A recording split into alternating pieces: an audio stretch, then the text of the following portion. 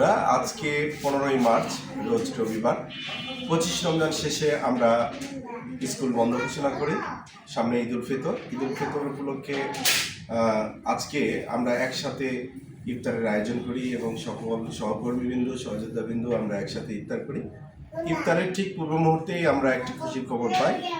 খুশির খবরটি হলো যে গত 2টি বছর আগে আমরা তিলেকপুর প্রি ক্যাডেট স্কুল পাঠদানের অনুমতি চেয়ে একটি আবেদন করে এই আবেদনের প্রেক্ষিতে আমরা আজকে এই আবেদনটা আমাদের মঞ্জুর হয়, অর্থাৎ ঠিক 1 বছর পরে আমাদের স্কুলটা রেজিস্টার হতে চলছে।